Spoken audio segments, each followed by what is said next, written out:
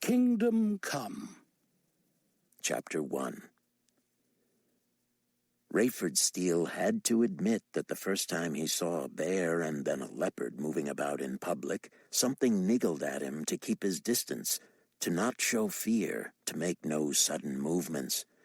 But when he saw the bear and the cat cooperate to climb a tree and make a meal of leaves and branches, he was emboldened to trust God for the whole promise. It wasn't just he who had become a vegetarian. It was true of all former carnivores. Rayford moved quietly to the trunk of the tree and watched the animals cavort and eat, and when a branch fell, he himself tasted the leaves. He enjoyed fruit and vegetables more, but he could see what the creatures found in the plants. He trusted Christ to calm him when the great leopard leaped down and nuzzled his leg the way a house cat would, purring, then sitting to rest. As for the bear, it ignored him and stretched out beside the big cat. Talk about a whole new world. Rayford deduced that the sun was brighter without being hotter because Zion ben Judah taught that its light was somehow enhanced by the ever-present glory of Jesus. A simple contraption out in the open allowed Rayford to concentrate the light through a magnifier and heat the vegetables he and Irene and Ramey had gathered for a special feast. Irene had made butter from milk she had collected from a cow, so when everyone had assembled, they were met with steaming piles of fresh produce drenched in butter. And when they had eaten their fill, they retired outside to hear Irene's account of the marriage supper of the Lamb. Like everyone else, Cameron Williams was fascinated with all that had gone on and what was yet to come. Of course, as a late martyr, he had spent very little time in heaven, just long enough to reunite with his wife, Chloe, and look forward to seeing their son back on earth at the glorious appearing. Now he anticipated the special dinner where his mother-in-law was to tell yet another story of Jesus. No one called Cameron Buck now because, he said, "There's nothing to buck here." And strange about Cameron and Chloe's relationship was that they still loved each other, but not romantically. Their entire heart's desires were on the person of Jesus and worshiping him for eternity. In the millennium, they would live and labor together with Kenny and raise him, but as there would be no marrying or giving in marriage, their relationship would be wholly platonic. "It's bizarre," Chloe told Cameron. "I still love and admire and respect you and want to be near you, but it's as if I've been prescribed some medicine that has cured me of any other distracting feelings." "And somehow that doesn't insult me," Cameron said. "Does my feeling the same offend you?" She shook her head.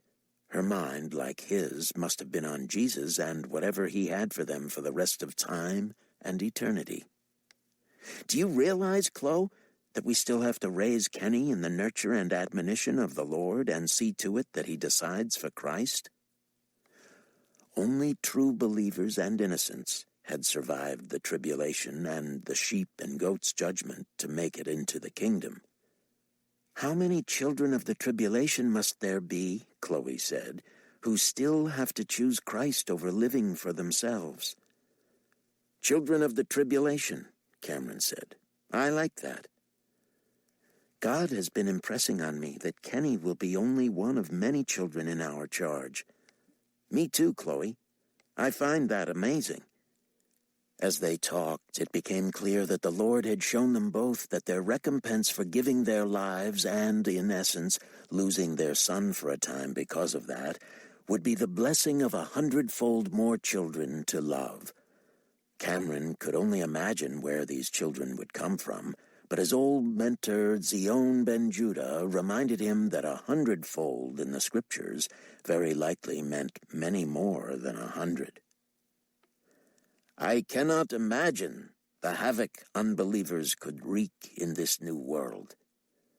I hope God grants us the strength to do with them what he wants." "Oh, you know he will." One morning Cameron was praising Jesus with psalms and hymns and spiritual songs when he noticed Kenny wasn't playing alone. Half a dozen other kids, all 7 or under, of course, because youngsters alive at the time of the rapture had been taken and returned as grown-ups at the glorious appearing, had joined him and were getting acquainted.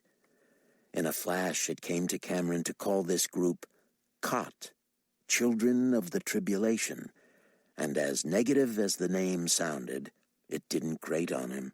It was merely fact. Here were representative children born after the rapture who had survived to enter the kingdom. As the 1,000 years progressed, of course, kids would be born who could still be called children of the tribulation because someone in their ancestry had to have lived through it. When Cameron rushed out to greet them, it was as if they knew he was coming. They immediately quit running and jumping and playing and sat in a semicircle, looking up at him expectantly. They're ready. Am I?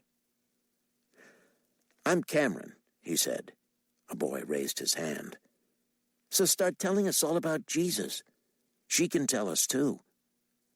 Cameron glanced behind him to find Chloe, who had also apparently been drawn to the kids. Lord, where do I start? Cameron prayed silently. In the beginning, Jesus told him, where we always start. But surely these kids know the basics. Start at your beginning. They don't know you. They know only that they're to listen and be prepared. Tomorrow there will be more. Cameron sat in the grass, and 2 youngsters immediately climbed into his lap. Others leaned against Chloe. I had heard about God and Jesus all my life, Cameron began, and he was struck by the lack of fidgeting and distraction.